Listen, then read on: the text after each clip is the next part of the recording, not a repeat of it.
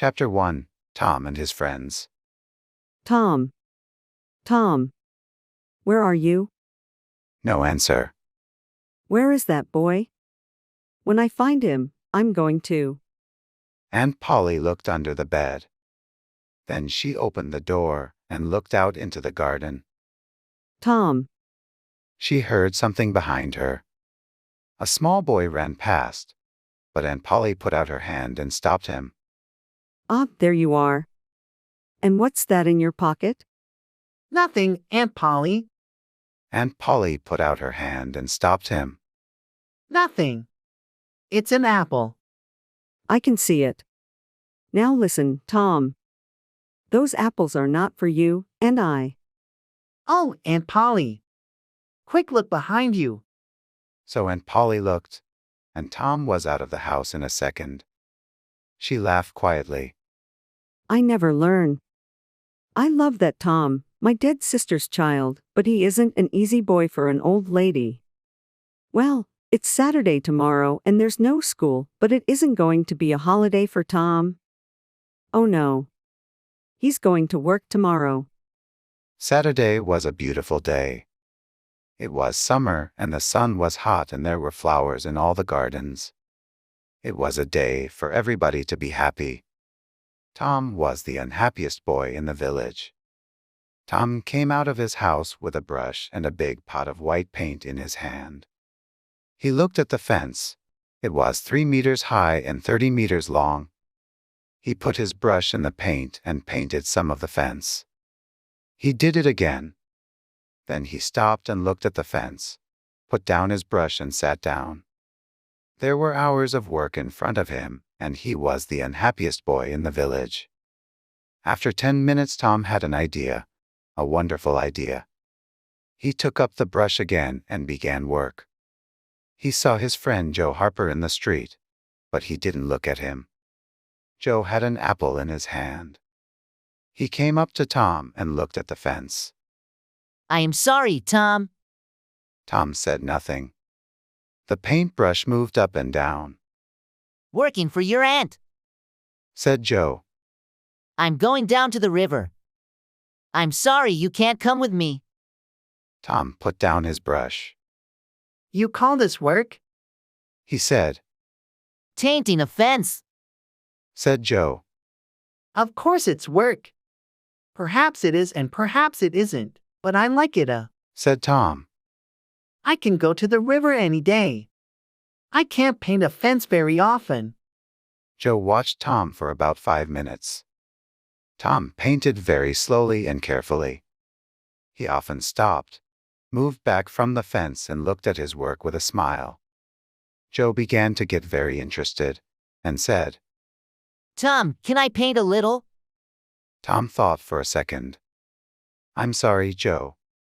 You see, my aunt wants me to do it because I'm good at painting.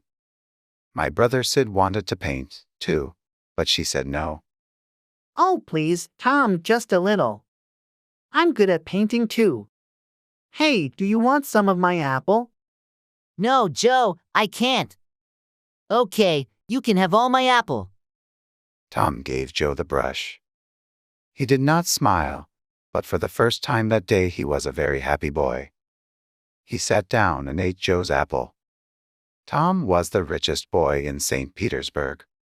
More friends came to laugh at Tom, but soon they all wanted to paint too. By the afternoon Tom had 3 balls, an old knife, a cat with one eye, an old blue bottle, and a lot of other exciting things. He was the richest boy in St. Petersburg, and the fence, all 30 meters of it, was a beautiful white. He went back to the house. Aunt Polly, can I go and play now? Aunt Polly came out of the house to look. When she saw the beautiful white fence, she was very pleased. She took Tom into the house and gave him an apple. Well, you can go and play. But don't come home late. Tom quickly took a second apple and ran off. On Monday morning, Tom didn't want to go to school, but Aunt Polly got him out of bed, and then out of the house. In the street near the school, he met his friend Huckleberry Finn. Huck had no mother, and his father drank whiskey all the time, so Huck lived in the streets. He didn't go to school, he was always dirty, and he never had a new shirt. But he was happy. The mothers of St. Petersburg didn't like Huck, but Tom and his friends did. Hello, Huck. Said Tom. What have you got there? A dead cat. What are you going to do with it? Asked Tom. I'm going to take it to the graveyard tonight. Huck said. At midnight, a dead cat can call ghosts out of their graves. I never heard that. Said Tom. Is it true? Well, I don't know. Said Huck. Old Mrs. Hopkins told me. Come with me and see. Or are you afraid of ghosts? Of course not. Said Tom. Come and meow for me at my window at 11 o'clock. After this, Tom was late for school, and the teacher looked at him angrily. Thomas Sawyer, why are you late again? He said. Tom began to speak, and then stopped. There was a new girl in the schoolroom, a beautiful girl with blue eyes and long yellow hair. Tom looked and looked. Oh, how beautiful she was. And in 2 seconds Tom was in love. He must sit next to her. But how? In the girl's half of the room there was only one empty chair, and it was next to the new girl. Tom thought quickly, and then looked at the teacher.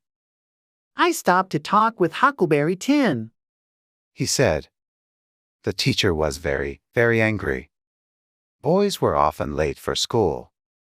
That was bad. But talking with Huckleberry Finn was worse, much worse. The teacher took his stick, and 2 minutes later Tom's trousers were very hot and the teacher's arm was very tired. Now, Tom Sawyer, you go and sit with the girls. Some of the children laughed. Tom walked to the chair next to the new girl, sat down and opened his book. The other children began to work again. After 10 minutes, the girl looked up. There was an apple on the table in front of her. She put it back on Tom's half of the table. A minute later, the apple was in front of her again. Now it stayed. Next, Tom drew a picture of a house and put it in front of her. That's nice, eh? The girl said. Now draw a man. Tom drew a man next to the house. The man was taller than the house, and he had very big hands and very long legs. But the girl liked him. Can you draw me now? She asked. Tom drew a girl next to the man. You draw beautifully. I can't draw pictures. I can teach you. Said Tom. After school? Oh, please. What's your name? Tom asked. Becky. Becky Thatcher. Just then Tom felt a hand on his head. It was the teacher. He took Tom by the ear and moved him back to his chair in the boys' half of the room. Chapter 2. In the Graveyard. That night Tom went to bed at 9:30. He waited for Huck's meow, and at 11 o'clock it came.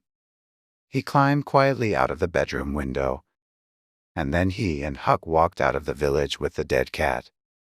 The graveyard was on a hill, about a mile from St. Petersburg. When the boys got there, they put the dead cat on a grave and sat down behind some trees. They watched and waited. It was very dark and very quiet. Do you see that new grave there? Whispered Huck. That's Hoss Williams' grave. He died last week. Perhaps he can hear us. Tom whispered back. Do you think he can, Huck? I don't know, but I. Shh. Oh, Tom, what is it? Shh. Whispered Tom. I can see something. Look. Huck moved nearer to Tom. Ghosts. He said. 3 of them. They're coming here, Tom. Oh, let's go home. They can't see us. Tom whispered. Not here. Ghosts can see through trees. Said Huck unhappily. They can see through everything. They're not ghosts. The ghosts moved quietly through the graveyard and came nearer to the trees. Huck and Tom watched, very afraid. Then, after a minute, Huck said, Tom, they're not ghosts. That's Muff Potter. So it is. And that's Injun Joe. And the other man is Dr. Robinson. What are they doing here? They're grave robbers, Tom. They're going to rob a grave. My father told me about it. The doctor wants a dead body, you see. He cuts it up because he wants to learn about. "Shh," said Tom. "They're getting near." The three men stopped at Haas, William's grave, and Injun Joe and Muff Potter began to dig. 10 minutes later, the grave was open. Now, Doctor, Said Muff Potter. you want us to take the body to your house? That's $5 more. No, Said the doctor. I gave you the money this morning. I'm not giving you any more. Now you listen to me, Doctor. Said Injun Joe. I want that money. Do you remember a day 5 years ago? I came to your house and asked for something to eat. And you gave me nothing. Nothing. So give me that money. He took the doctor's arm, but suddenly the doctor hit him, and Injun Joe fell to the ground. Don't hit my friend. Cried Muff Potter. He jumped on the doctor, and the two men began to fight. It all happened very quickly, and the two boys watched with open mouths. Injun Joe got up. He had Muff Potter's knife in his hand now, and he moved behind the doctor. Then the doctor hit Muff Potter on the head. Muff fell to the ground, and at the same moment the knife in Injun Joe's hand went into the doctor's back. The doctor fell to the ground, on top of Muff Potter, and he did not move again. Injun Joe moved behind the doctor. The two boys could watch no more. Very quietly, they moved away from the trees, and then ran out of the graveyard and back to the village. Injun Joe stood by Haas William's grave and looked down at the two men. Then he put the knife into Muff Potter's hand and sat down. 3, 4, 5 minutes went by. Potter moved a little and opened his eyes. What happened, Joe? He asked. This is bad, Muff. Said Joe. Why did you kill him? Muff looked at the doctor's dead body, then at the knife in his hand. Me? Did I kill him? His face went white, and the knife fell from his hand. It's the whiskey, Joe. I never fight with knives usually. Oh, why did I drink all that whiskey tonight? I don't remember anything. It's okay, Muff. Said Joe. I'm not going to tell anyone. You get away quickly. Go now? Muff Potter got up and ran away. Joe watched him for a minute. Then he carefully put the knife next to the doctor's body. Then he, too, left the graveyard. The next day, the sheriff's men found the doctor's body in the graveyard and Muff Potter's knife. That night, Muff came to the graveyard to get his knife. But the sheriff's men were there, and they took Muff to Sister Petersburg's little jail. And there Muff sat for 4 weeks, and waited for his trial. And there Muff waited for his trial. Tom and Huck could not forget that night in the graveyard.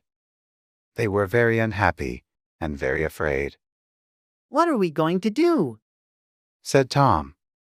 Muff Potter didn't kill the doctor, Injun Joe did. We saw him. I know, Huck said. but what can we do? We can't tell anyone. I'm afraid of Injun Joe.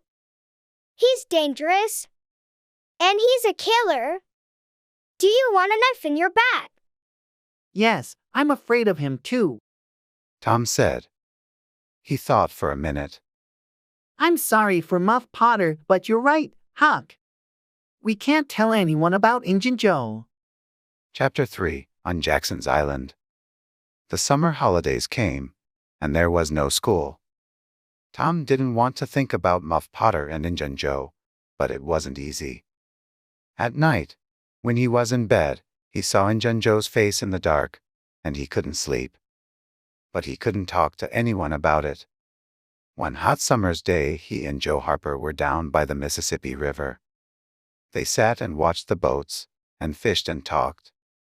Let's get away from here. Said Tom, suddenly. Let's go and do something exciting somewhere. Okay, Said Joe. but what? And where? I know. Tom said. Let's run away. Let's go and live on Jackson's Island. We can sleep out under the trees. They watched the boats, and fished and talked. Jackson's Island was in the Mississippi, 3 miles south of St. Petersburg. Nobody lived there, Let's ask Huck Finn too. said Tom. But don't tell your mother or father or anyone. Go home and get some things to eat and meet me here at midnight. They cooked some of the meat over the fire. So that night 3 boys in a small boat went down the river to Jackson's Island. They had some bread and some meat. And Huck had his pipe too. When they got there, they carried everything onto the island and made a fire under a big old tree. Then they cooked some of the meat over the fire, and oh, that meat was good, the best dinner in the world. Soon, they stopped talking, their eyes closed, and they slept. The 3 boys ran down to the river to swim. The next morning, Tom woke up with the sun on his head and a smile on his face. Then Huck and Joe woke up, and the 3 boys ran down to the river to swim. After that, they fished, and soon they had about 6 big fish for their breakfast. They cooked the fish on their fire and ate them all. They were very hungry, That said Joe happily. was a wonderful breakfast. After breakfast, they walked through the island, swam some more, talked, fished, and swam again. They came back to their fire in the afternoon. Suddenly, Tom looked up and said, Listen. Can you hear boats? They listened, and then ran across the island to look down the river. There were 20 or more boats on the water. Every boat in St. Petersburg was out. What are they doing? Asked Joe. They're looking for a dead body, I think. Said Huck. They did that last summer when Bill Turner fell in the river and drowned. Who's dead, do you think? Asked Joe. The boys watched the boats. Suddenly, Tom cried. I know who's dead. It's us. They're looking for us. This was wonderful. Tom looked at his friends. We're famous. He said, Everybody in St. Petersburg is talking about us. And they all feel sorry for us. Night came, and the boys went to sleep. But Tom did not sleep, and when morning came, he wasn't there. Huck, where's Tom? Cried Joe. I don't know. Huck began. But look. There he is. He's swimming across to the island now. Hey, Tom. At breakfast, Tom told his story. I went home last night He said, and listened at the window. Joe, your mother was there too, and she and Aunt Polly cried and cried. I heard some very interesting things. On Sunday, there's going to be a big funeral at the church for us. And listen, I've got a wonderful idea. Huck and Joe listened and laughed, and yes, it was a wonderful idea. That night the boys cooked some more fish, and after dinner Huck got out his pipe and began to smoke. Can we smoke too? Asked Tom. I want to learn. So Huck made pipes for Tom and Joe, and the 3 boys sat and smoked. Hey, I like smoking. Said Tom. It's easy. It's nothing. Said Joe. I'm going to smoke every day. But after 10 minutes Tom and Joe got quieter and quieter, and their faces went an interesting color. I'm going for a little walk now. Said Tom. He stood up, carefully, and walked away into the trees. Me too. Said Joe quickly. The 2 boys came back an hour later. But they didn't smoke their pipes again. On Sunday morning there were no happy faces in St. Petersburg. Aunt Polly and Joe's mother and father were in the church, and all the boys' friends. The minister said some very nice things about the three boys, and the boys' families cried and cried. Everybody cried. And little Becky Thatcher did not stop crying for 1 second. There was a small noise at the back of the church, but at first nobody heard it. Then the minister looked up, and suddenly stopped speaking. Everybody turned to look. Their mouths opened, and stayed open. And into the church came the three dead boys, Tom first, Joe next, and then Huck. And into the church came the three dead boys. For a second nobody moved or spoke, and then the noise began. Aunt Polly and Joe's mother ran to the boys, and took them in their arms. Aunt Polly cried, and laughed, and cried again. Oh, Tom, She said. you're a bad boy, but I love you. Suddenly, the minister called out. Oh, happy days. Sing, good people of St. Petersburg. Sing and be happy. And everybody sang, and smiled, and laughed for a long time. It was St. Petersburg's happiest funeral. The weeks went by, and the judge came to St. Petersburg. On the day before Muff Potter's trial, Huck and Tom met in the street near Tom's house. Huck was unhappy. Tom, you didn't tell anyone about, No, I didn't. But Huck, what about Muff? People are saying he's the killer. And he's going to die. But we can't tell anyone about Injun Joe. Said Huck. I don't want to die too. Do you? No, Tom didn't want to die. But he couldn't forget Muff Potter's face in the jail, old, tired, and unhappy. And Injun Joe was a free man. It wasn't right. That night Tom came home late, and very excited. He could not sleep for 2 or 3 hours. The next morning all the village was at Muff Potter's trial. Injun Joe was there too. Muff waited, a tired old man with a dirty face. The judge began the trial. Questions, questions, questions. Answers, answers, answers. And the answers were all bad for Muff Potter. Yes, I found the knife in the graveyard next to Dr. Robinson's body. Yes, that's Muff Potter's knife. He always carries it. Yes, I saw Muff Potter in the village that afternoon. He had the knife with him then. Questions, questions, questions.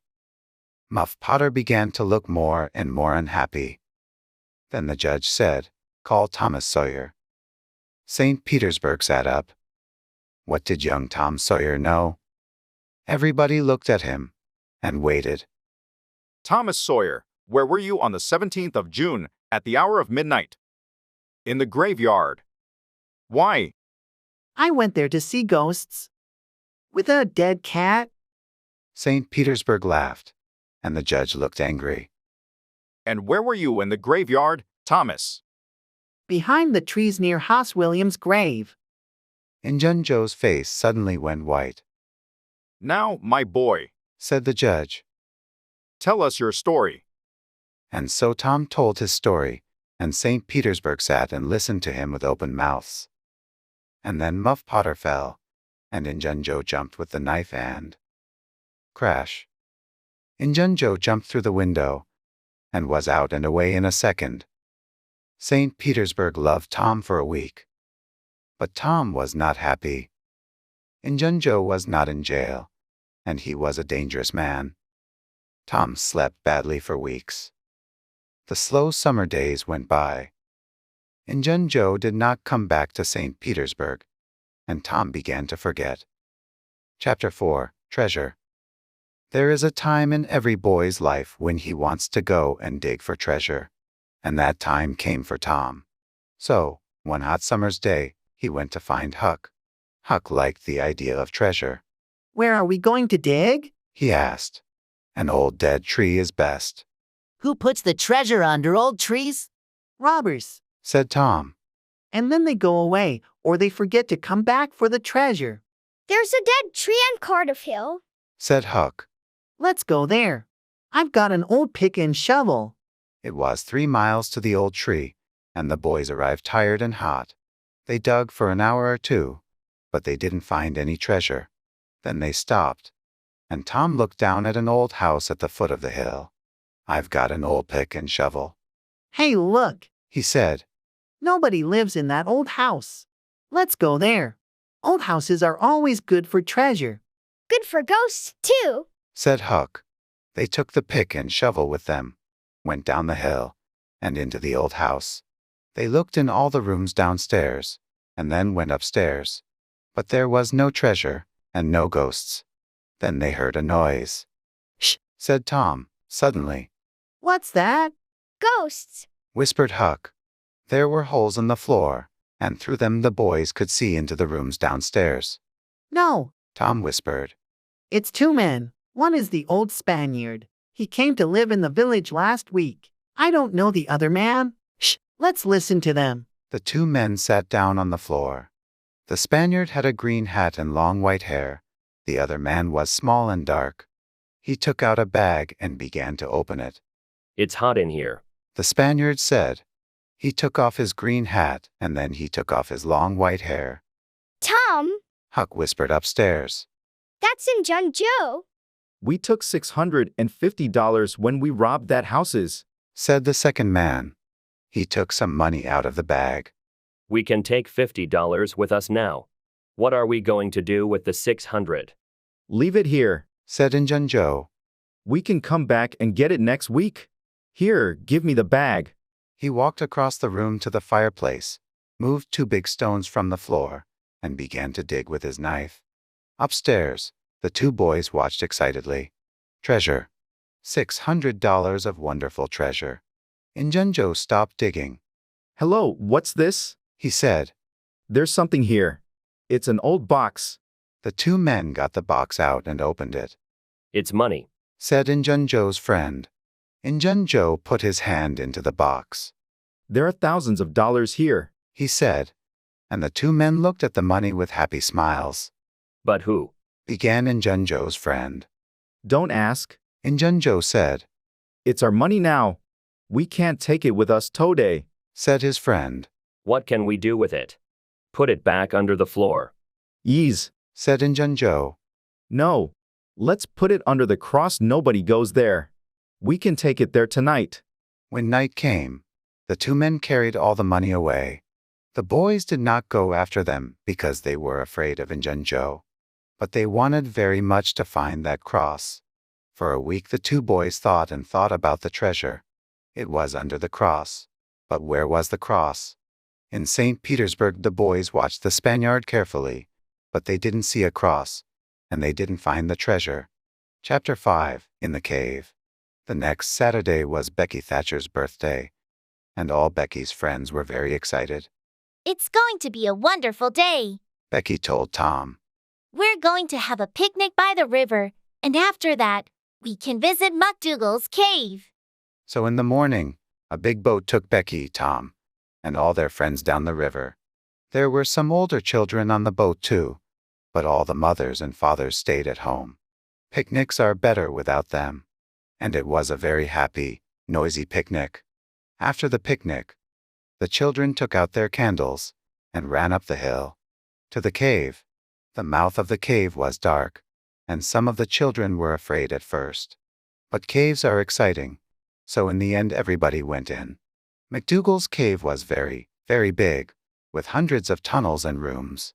The tunnels went up, down, and into the hill for miles. You could walk for days in McDougal's cave. Nobody knew all the cave, but many people knew the tunnels near the door. You could play all day in these tunnels. Torm, of course, knew them well. For hours the children walked and ran through the cave, up and down the tunnels, in and out of the rooms. In the evening they came out and walked down the hill to the boat, tired but happy. When the boat arrived back in St. Petersburg, it was dark.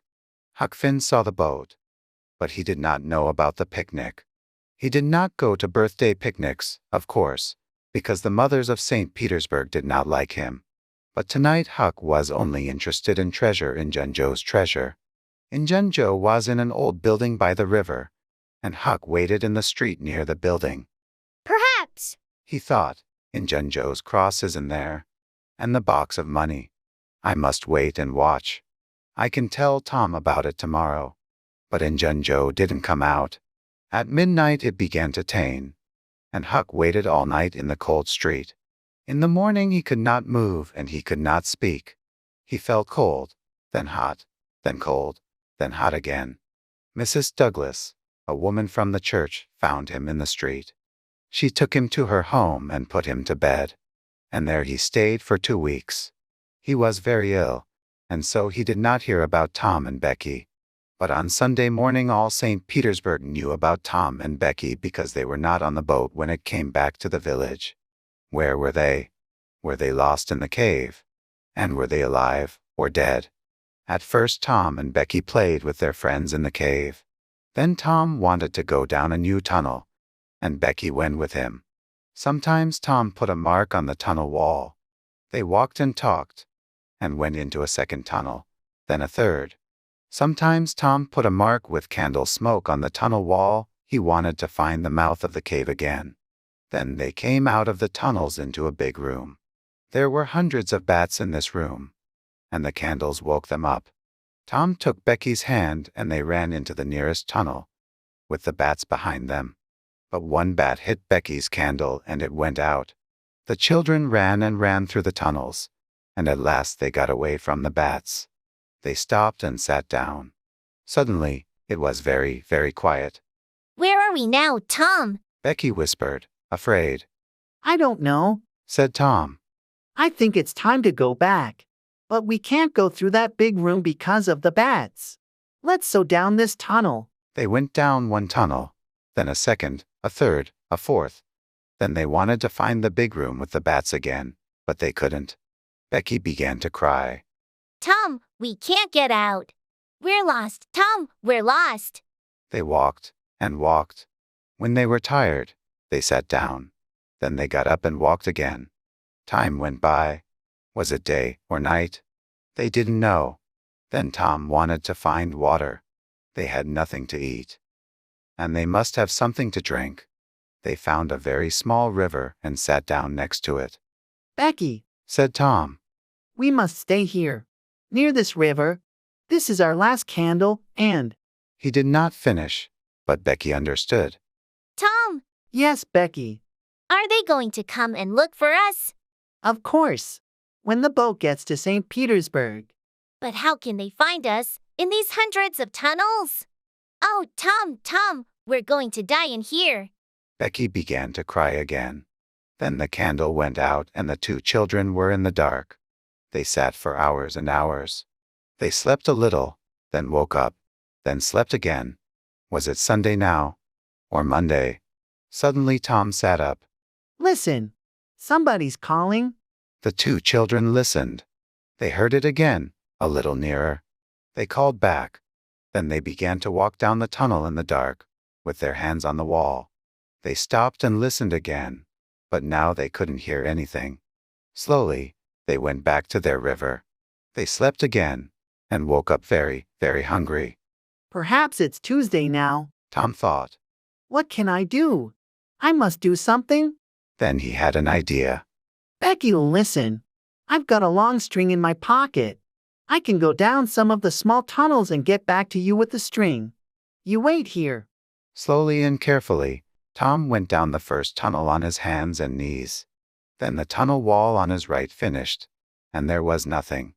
Tom put out his hand to feel the floor. And just then, away to his right, he saw a hand with a candle. At once Tom called out. Help! He cried. The hand moved, and Tom saw an arm and a face. It was Injun Joe. Tom was very afraid, but Injun Joe was afraid too, and he quickly ran away down the tunnel. Tom went back to Becky, but he did not tell her about Injun Joe. Tom waited for an hour, then went into a different tunnel with his string. Then a third tunnel. It was Tuesday evening, and St. Petersburg waited. Many of the villagers were in the cave, and they looked for the children day and night, but they heard nothing, saw nothing, and found nothing. Then, late that evening, there was a sudden noise in the streets. People began to run to the Thatcher's house. They're here. Becky and Tom are here. Most of the village came to listen to Tom's story. It was in the 6th tunnel. He told them. I went to the end of my string, and suddenly, I could see daylight. There was a little hole in the cave wall. I put my head out, and there was the river right under my nose. I went back and got Becky, and we climbed out through the hole. Then we stopped a boat on the river. We were 5 miles from the mouth of the cave. Tom was very tired after his 3 days in the cave, and he went to bed and stayed there for 2 days. He heard about Huck and went to see him on Sunday, and then every day. But Mrs. Douglas was always in the room. You can just say hello. She told Tom. And then you must go? Huck is very ill, and he needs to sleep. So Tom could not talk about anything exciting, and he could not tell Huck about Injun Joe. One day, about 2 weeks after the picnic, Tom was in Becky's house, and her father came in. Well, Tom, Mr. Thatcher said, would you like to go back to the cave again one day? I'm not afraid of that caves, said Tom. Mr. Thatcher laughed. There are a lot of people like you, Tom, but nobody's going into the cave again. There are big doors across the cave mouth now, and nobody can open them. Tom's face went white. But Mr. Thatcher, Injun Joe's in that cave. An hour later, 50 men were at the cave and they opened the doors. Injun Joe was on the ground, dead, his face to the door and his knife in his hand. Injun Joe was on the ground, dead. Chapter 6, Under the Cross. The day after Injun Joe's funeral, Huck was out of bed. He and Tom walked slowly out of the village.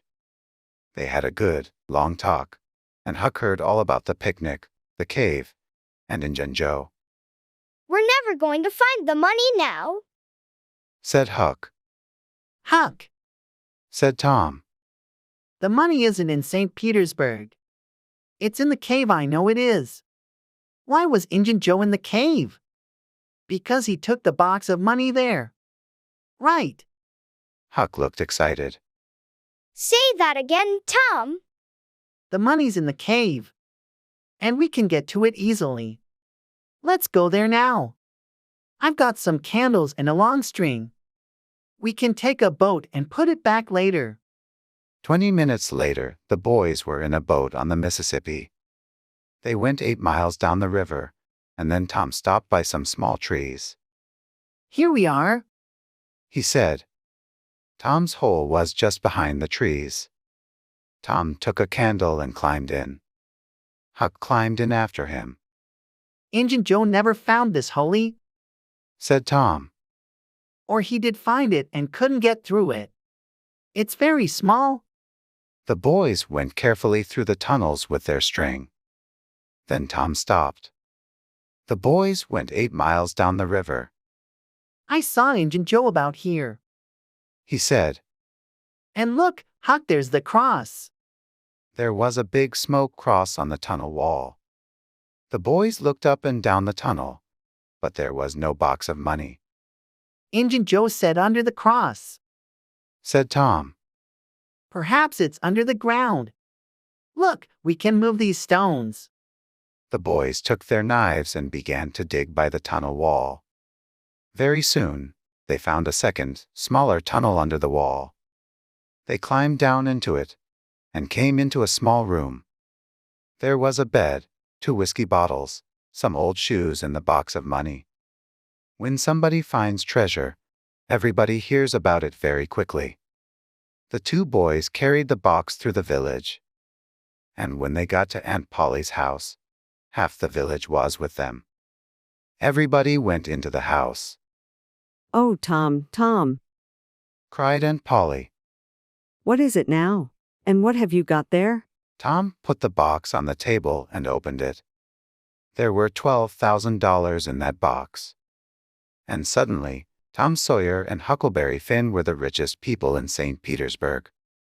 There were $12,000 in that box.